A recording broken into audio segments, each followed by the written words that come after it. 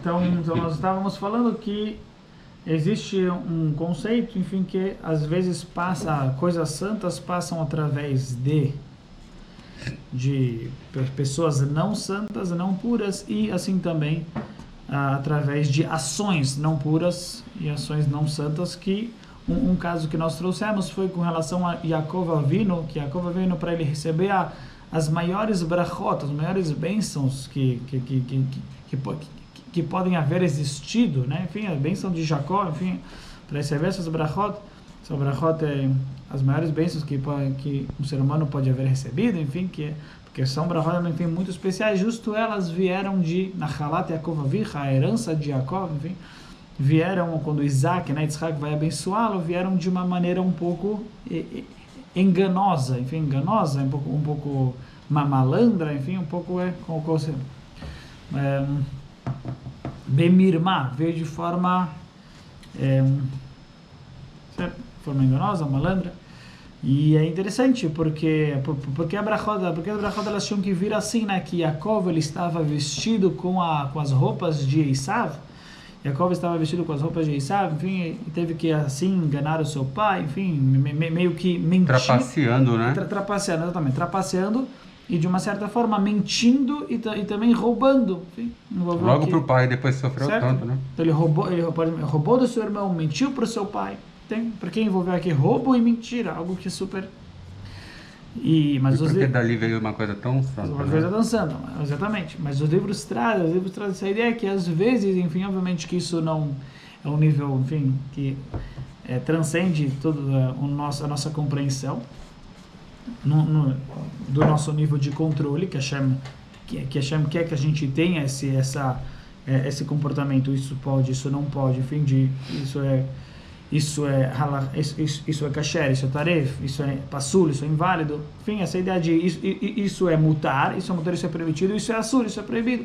Aqui no caso a gente percebe qual seria a ideia, né, com relação a Yaakov Avinu, que justamente a brachá, as maiores brachot que uma pessoa pode haver recebido veio desta maneira, é porque na verdade justamente por causa dessa ideia que uma brachá, quando ela é muito elevada, enfim, algo que é tão uma coisa super elevada, que ela vem de uma forma que transcende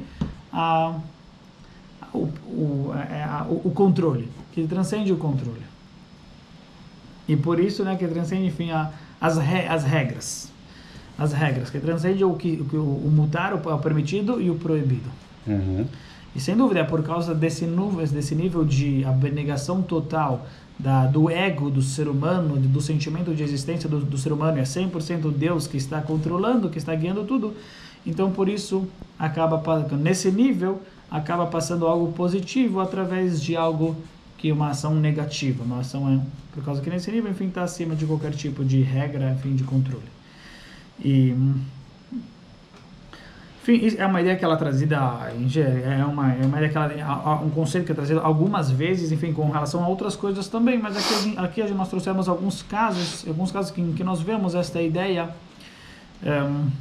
isso tudo para trazer para a gente, né, a ideia do Purim, na realidade, que Purim, existe também um pouco existe essa ideia com relação a essa ideia de você se embriagar e chegar nesse nível da pessoa estar acima do Baruch Mordechai, do bendito Mordechai, do malvado Haman, do perverso Haman, é justamente porque a gente está alcançando um nível que não tem é um nível muito especial, que transcende totalmente aquilo que é o controle, aquilo que é o sim e o não, aquilo que é o proibido e o permitido. A gente se entrega para Hashem, e nesse nível de que Hashem, a gente tem uma entrega total, que Hashem está 100% no controle de tudo, não tem mais o livre-arbítrio, não tem mais o ego, não tem mais o eu. A pessoa tirou o seu Yeshut. Isso, enfim, é trazido nos livros.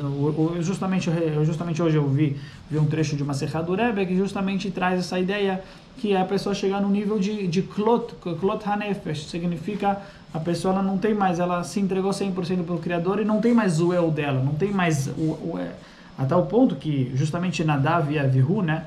Nadav e Avihu acabaram morrendo, na verdade, por conta disso. Por conta que eles chegaram num nível que não havia mais espaço para o ego deles. Então, na verdade, isso acabou, naquele momento, acabou matando eles.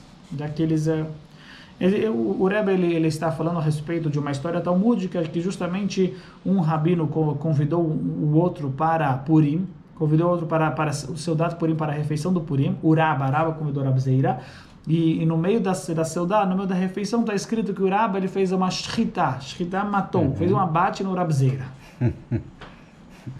Obviamente uma história de difícil compreensão. O que significa que ele Rabba matou Rab Zeira no meio da refeição de Purim? Mas a ideia é, de acordo com esses livros, de acordo com o Hassedut, o Rebbe explica, o Rebbe traz isso, que é justamente que o Rab Zeira chegou nesse nível, que nem o Nadav e Avihu chegaram, só que aí o que aconteceu foi que a anulação total, não teve mais Yeshut, não teve eliminar qualquer tipo de sentimento existencial, então não existe mais o sentimento do eu, mas foi de tal forma que acabou matando ele, que acabou na verdade, que não é objetivo, sem dúvida, esse não é objetivo, acabou na verdade simplesmente fazendo com que não existisse mais matando ele materialmente. Chegou nesse nível, aí está escrito que depois Rabba ele ressuscitou Rab Zeira. Depois disso Rabba ressuscitou Rab Zeira, e no ano seguinte ele chamou ele de volta, vem de volta Rab Zeira para minha refeição de Purim. Aí Rab Zeira falou, não, enfim, milagre não acontece toda vez que quer. Todas as vezes. A gente deu sorte que eu estou aqui vivo, enfim, né? Estou aqui, mas deu sorte, enfim, Hashem permitiu você me ressuscitar, enfim. Mas sempre dessa vez não, vou passar. Dessa vez vou preferir preferir recusar o convite. Muito obrigado, mas eu fico na minha refeição, enfim. Mas o Rebbe e a Hassedut explica essa ideia, enfim, quer dizer, a gente vê justamente o que eu quero trazer é claramente que Nadav e Avihu, a gente está vendo claro, Nadav e Avihu, que foi o pecado que eles fizeram qual foi o pecado que eles fizeram de acordo com uma das interpretações? Entraram embriagados. Eles fizeram justamente o pecado de entrar embriagado. E Purim, justamente a gente está vendo agora justamente essa história, que Rab Zeira também morreu por estar embriagado. Que embriagado significa chegar nesse nível que está acima do controle, que está acima das regras, que está acima do ser humano. Está acima do controle humano, está tudo nas mãos de Hashem. Mas os dois, na verdade, então, a gente vê claramente que a ideia do Purim e a ideia da proibição de tomar vinho, que nós temos na nossa Parashá, é justamente a mesma ideia. É a mesma. Nadav e Avihu morreram por causa disso. E Rab Zeira também acabou falecendo, só que aí o Rabba foi lá e ressuscitou ele. Mas Purim está falando para a gente que existe sim um aspecto positivo, que existe sim um aspecto muito especial de chegar nisso. Se a pessoa sabe de chegar nisso corretamente, então na verdade isso sim é um nível super especial, isso sim é um nível que na verdade é muito elevado. Só que na verdade tem que saber como chegar nesse nível. Tem que saber, na verdade, como chegar no nível da embriaguez de Purim. Aí se fala, uma das ideias que, enfim, a gente está vendo claramente que é a mesma ideia da embriaguez, e lá foi negativa, com relação a Nadav e Avihu, eles morreram, Cohen não pode, em relação a Purim se tornou algo positivo. Rab Zeira não aguentou, Rab Zeira ele acabou falecendo, mas que a gente está vendo que na verdade é uma mitzvah em Purim, uma pessoa se embriagar e chegar nesse nível. E isso porque, na verdade, enfim, se diz que são duas maneiras, enfim, duas medidas, vamos chamar assim, dois trabalhos, dois serviços. O trabalho do Kohen, isso é interessante, o trabalho do Kohen é o trabalho justamente, a gente imagina, enfim, por um lado, isso é bem, o Beit HaMikdash, justamente o templo sagrado, e o que significa o Kohen? O que significa o templo sagrado? Sabe o que significa? Por um lado a gente pode pensar, quer dizer, é a maior revelação divina que pode haver, certo? A maior revelação divina que pode haver, do Kohen trabalhando no Beit HaMikdash. Na realidade, de acordo com o que nós explicamos, é a maior revelação divina dentro do nosso mundo limitado.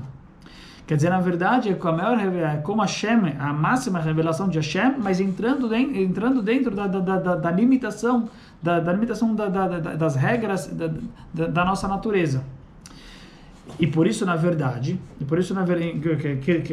que eu quero dizer com isso? Quer dizer, por isso, na verdade, tem que ter um lugar específico, limitado, que lá Hashem se revela. e não é no mundo inteiro. Nós explicamos na aula passada porque Hashem não pode... O mundo inteiro é de Hashem, o mundo inteiro pertence a Hashem. Esse foi o trabalho do profeta Elias, conseguir fazer o sacrifício fora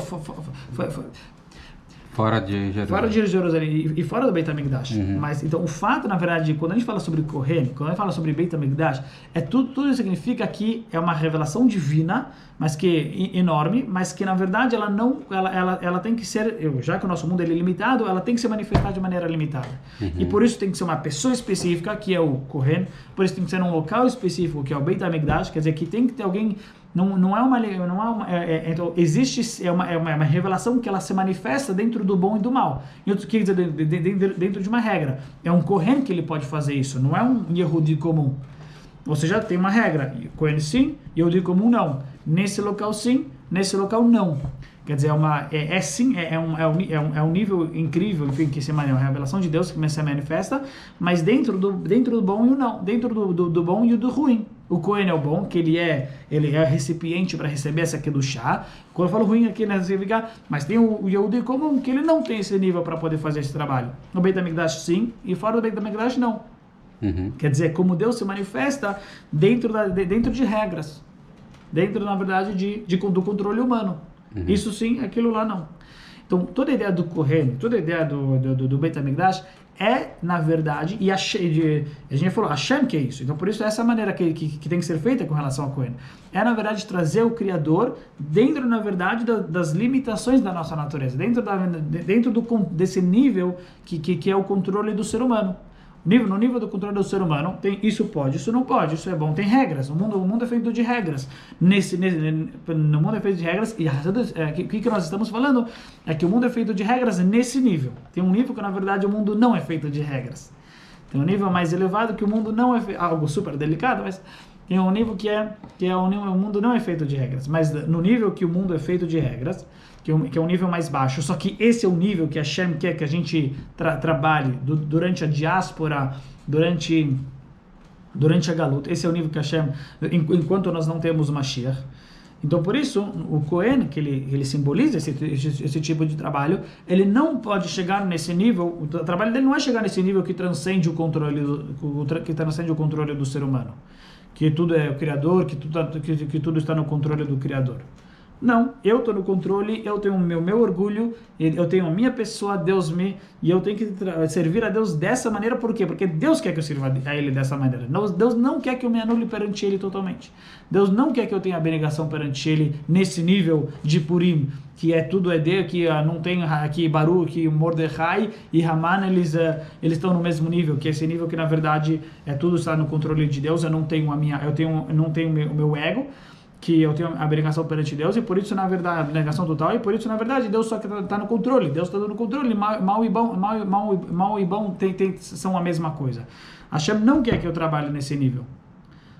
Agora quando eu falo agora que a gente está chegando antes de Mashiach, aí sim também tem esse tipo de trabalho. Aí sim também nós temos esse tipo de trabalho, enfim, de chegar no nível de Purim. Mas o trabalho do Kohen, que é o trabalho do Beit HaMikdash, que significa que neste momento Hashem quer que a divindade ela se manifeste de forma natural, dentro desse nível que o ser humano controla, que o ser humano sente, que o ser humano tem o seu ego, tá? Então não pode beber vinho, porque não é para chegar no vinho.